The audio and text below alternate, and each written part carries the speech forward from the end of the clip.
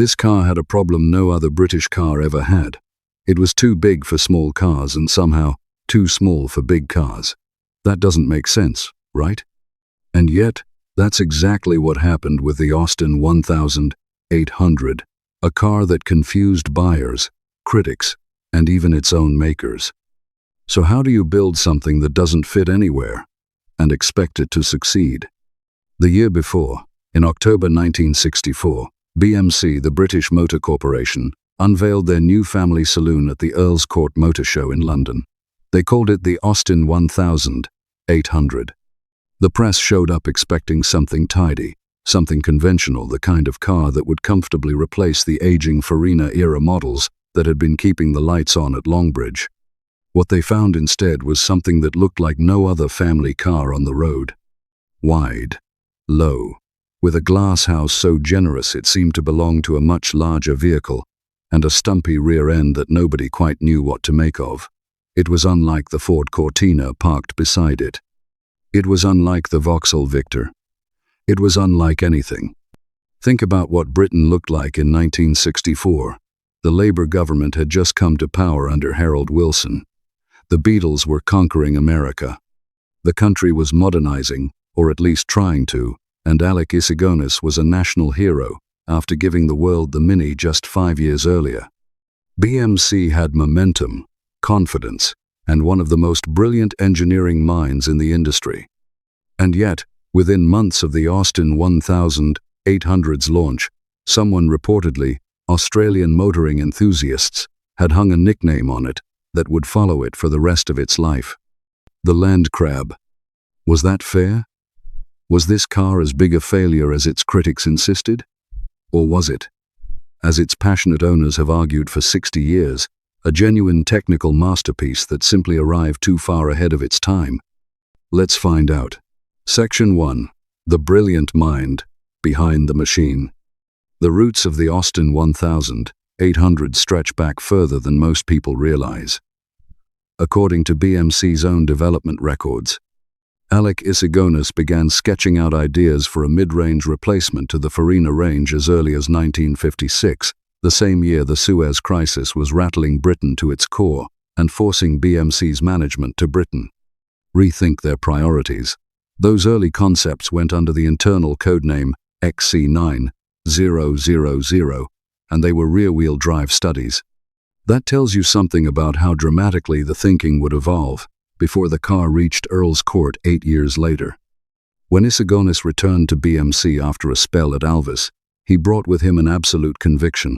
The future of the family car was front-wheel drive, transverse engine, gearbox, tucked in the sump beneath it.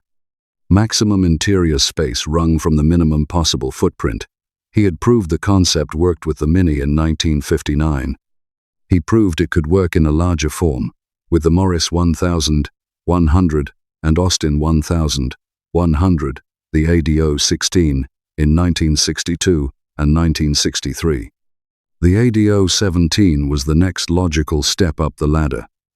Internally, BMC's management was setting production targets that would make your eyes water.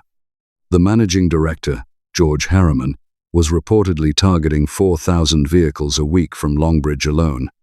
Given that the Mini and the 1100 were selling brilliantly, the thinking seemed simple.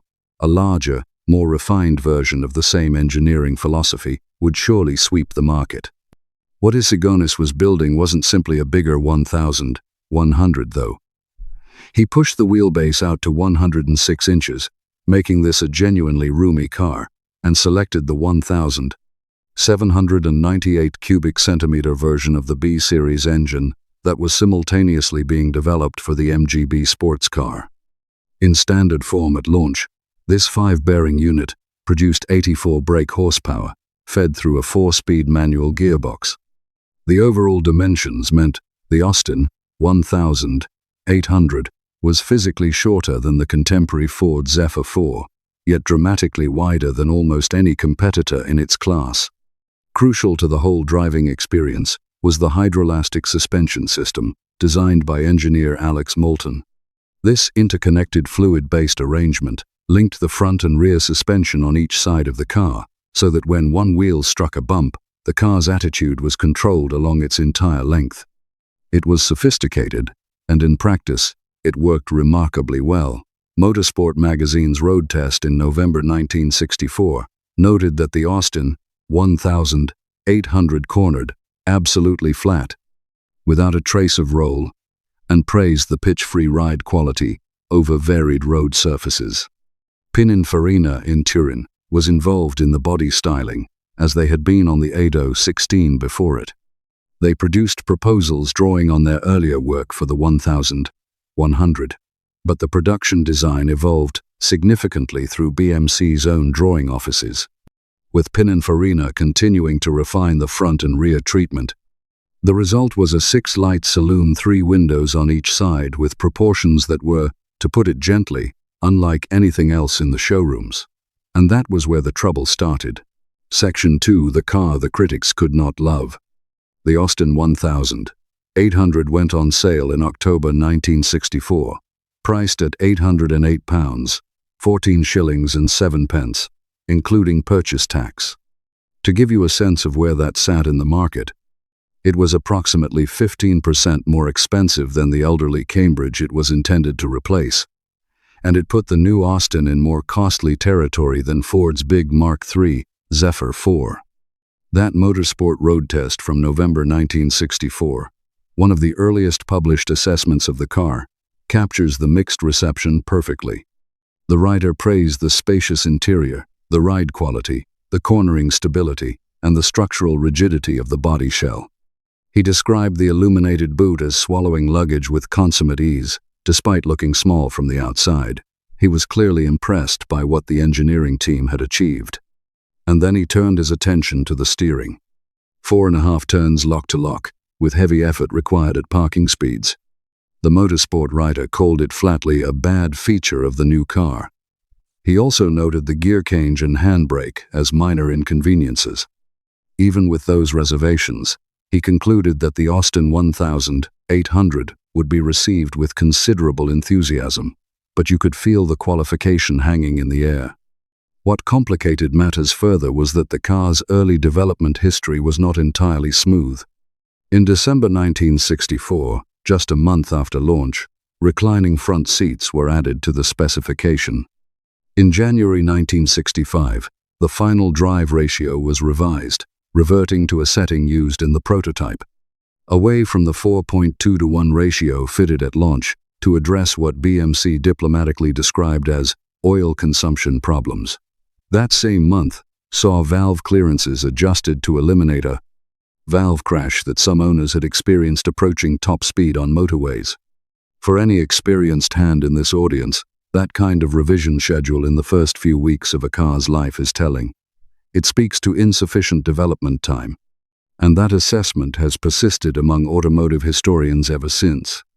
Despite all of that, the car did something remarkable in 1965. It won the European Car of the Year award.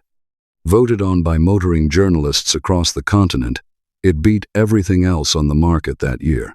Think about that. The critics in Britain were pointing at the heavy steering and the unconventional styling, and across Europe, professional motoring writers were saying, "This is the best new car we have driven this year." The truth is that the Austin 1800 was simultaneously both of those things. It was a car of genuine technical brilliance.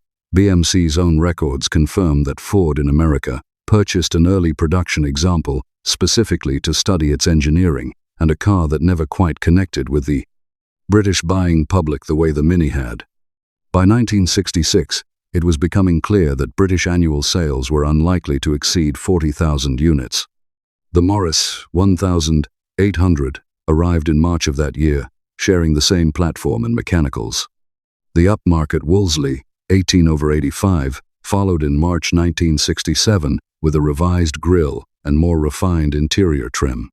In May 1968, the Mark II was launched with revised exterior styling, a more conventional interior, and a modest power increase to 86 brake horsepower in standard form. The Mark II also introduced the 1800S variant, with twin SU carburetors, offering a welcome step up in performance for those who wanted it.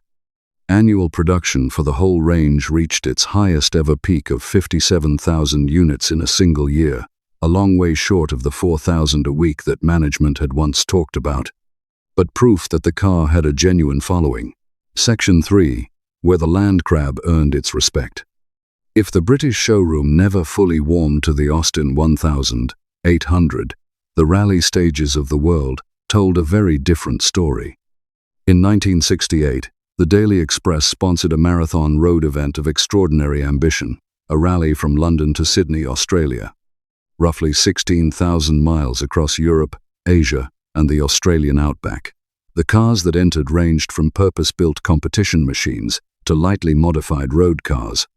One of the Austin 1800 entries was driven by Paddy Hopkirk, already famous for his 1964 Monte Carlo rally win in a Mini Cooper S, partnered with Ron Krellin.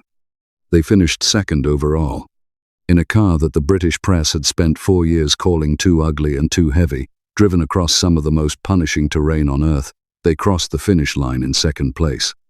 It was a result that said more about the structural integrity and mechanical reliability of the Landcrab than any road test ever had.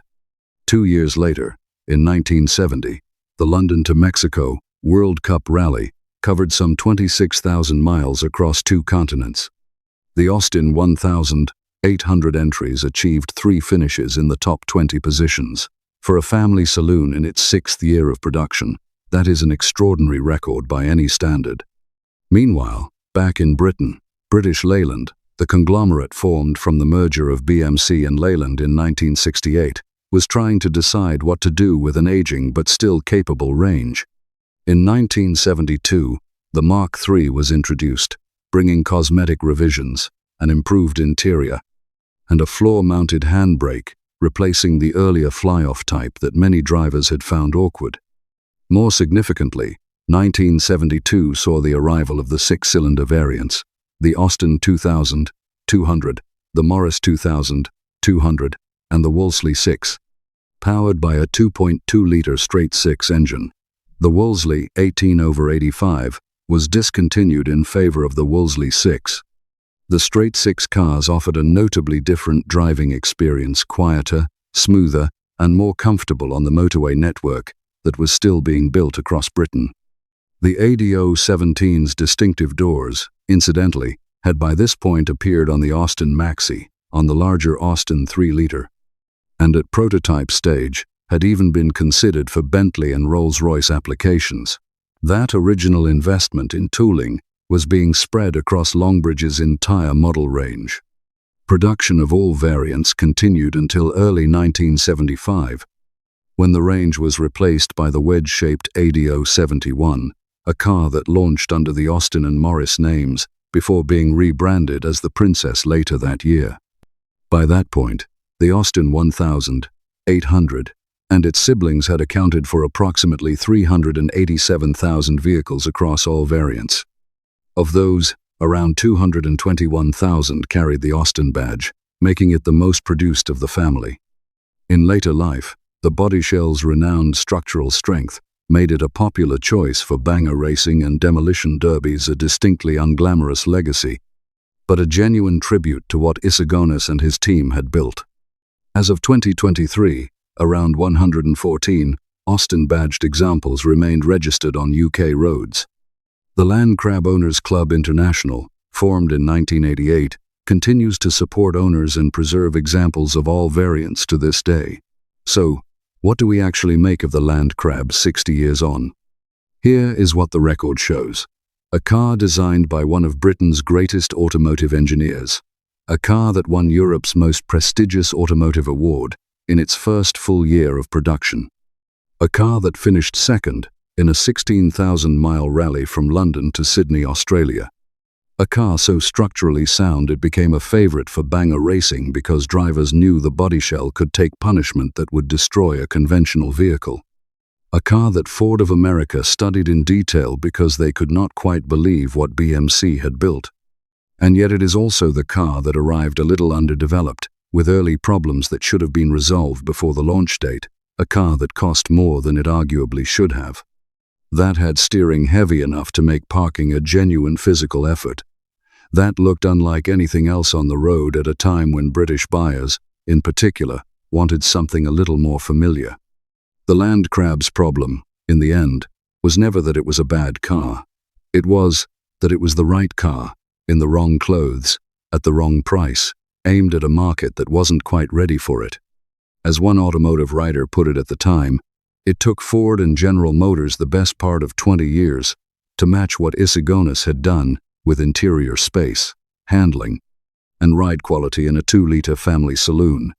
The Sierra and the Cavalier eventually got there. They were just 2 decades behind the Landcrab.